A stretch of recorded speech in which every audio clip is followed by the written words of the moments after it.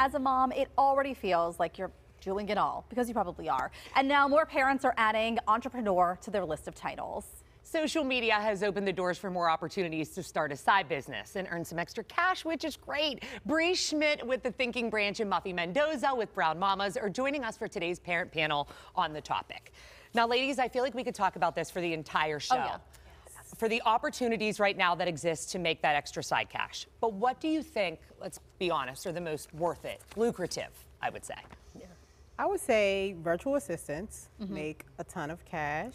Actually, if you are a person who is interested in building an online community, you could also be making a ton of cash doing that as well.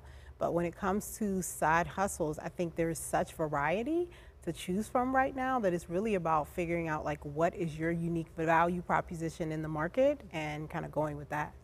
My thing is, how do you even find them?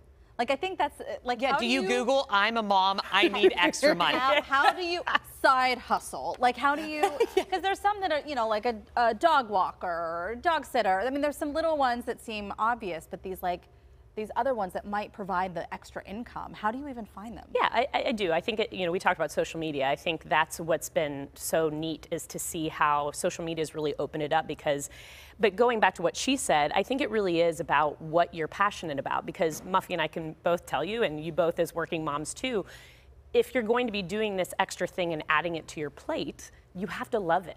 Because in order for it to endure and for it to be lucrative and for you to want to put the work into it, you have to be able to truly say that you love what you're doing. But I think social media, there's so much exposure to what people are doing, and so it's just maybe looking at some of those things and then asking yourself, how could that work for me? Right. Absolutely. And I think about any mom watching us right now thinking, I'm sorry, you want us to add more to our plate? What are you guys doing here? Let's not do this. We want it to only benefit you, don't worry. Right. And if someone's thinking about adding something to their proverbial plate, how can you add something while still being present in your everyday life? Because no one wants to take any time away from the kids, but we want to also help the kids.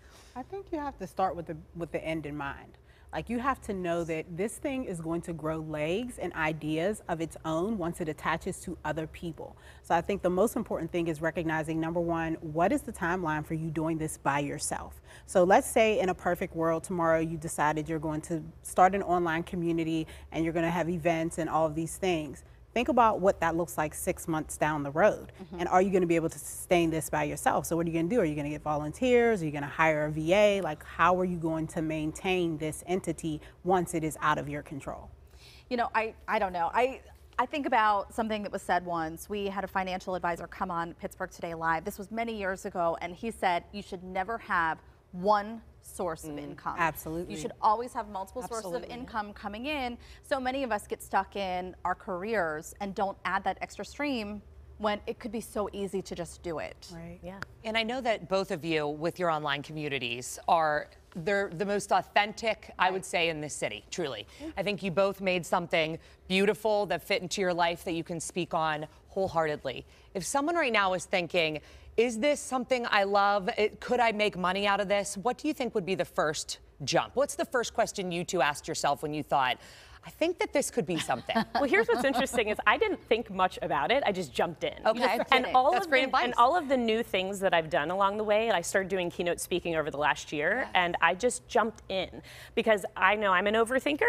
And sometimes if I'm like, well, I need to make sure it's the perfect time, it's never going to be the perfect time.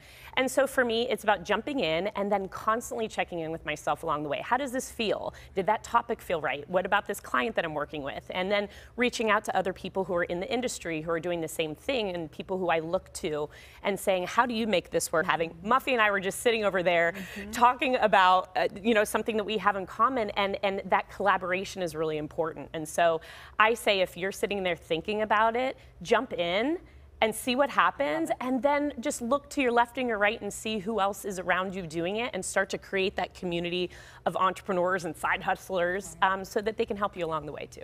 I love that. So go ahead. I was just going to say that I think it's also really, really important that you recognize that entrepreneurship is a personal development program. Right. Like, the business is only going to get as good as you're going to get. So if you are not really going to be committed to growing yourself, you need to consider like other opportunities. Right. Thank you both so much. A lot of looking inward. I know. Asking yourselves, or just jump right in. Yeah, just do that. Don't go anywhere because Muffy and Bree are sticking around to answer your parenting questions like, is it okay to skip preschool entirely? We're tackling the topics after the break.